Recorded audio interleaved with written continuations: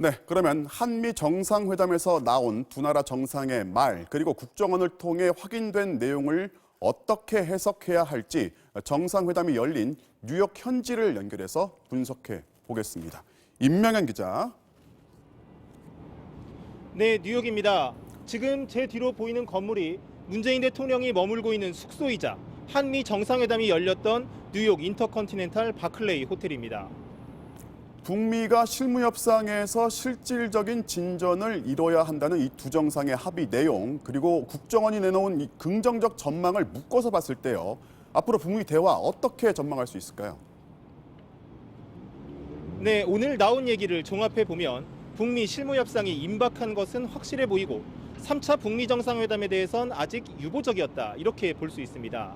먼저 실무협상에 초점을 맞춰보면 조기 개최와 실질적 진전 목표라는 두 원칙에 한미 정상이 합의를 했고 구체적인 방안이 논의됐습니다. 회담에 배석했던 청와대 관계자는 트럼프 대통령의 의지가 매우 강해 보였다고 전하기도 했습니다. 다만 3차 북미 정상회담에 대해선 트럼프 대통령의 반응이 아직 조심스럽죠. 실무회담에서 첫 단추를 잘 꿰는 게 그만큼 중요하다는 뜻일 겁니다. 결국 실무협상에서 북한에 내밀 카드가 중요한데 한미 정상이 북한의 무력을 행사하지 않겠다고 밝힌 건 북한의 체제 보장 우려를 확실하게 불식시키겠다는 의도로 풀이됩니다. 하지만 트럼프 대통령이 밝혔던 새로운 해법, 오늘 회담에선 구체적인 추가 언급이 없었다고 하는데요. 결국 미국 측이 공개를 꺼리고 있는 새로운 접근법이 무엇이냐에 따라 북미 실무회담의 성패가 달린 것으로 보입니다. 실무회담이 잘 되면 북미 간 연내 정상회담 어렵지 않아 보이고요.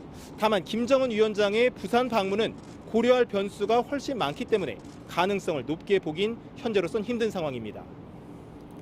이제 한미 두 나라 얘기를 좀 해보면요. 한일 군사정보보호협정, 지소미아 종료나 이 방위비 분담금 같은 다소 민감한 문제들이 있었는데 이거는 논의가 어떻게 됐습니까? 네, 한미 동맹에 대해 두 정상은 동북아 평화 안보의 핵심 축으로 추호의 흔들림이 없음을 재확인했다는 게 청와대의 설명입니다. 특히 경제 협력이 강조된 점이 눈길을 끌었는데 일단 두 정상의 관련 발언부터 들어보시죠. 한미 FTA 개정 협상이 성공적으로 완료되고 많은 한국 기업들이 미국의 입자를 늘려나가고 있습니다. We're working on tremendous trade deals. As you know, we've completed a trade deal that's working out very well for both countries. 한미 정상은 이번에 미국산 LNG 도입과 자율주행차 기술 개발 계약이 이루어진 것을 긍정적으로 평가하기도 했습니다.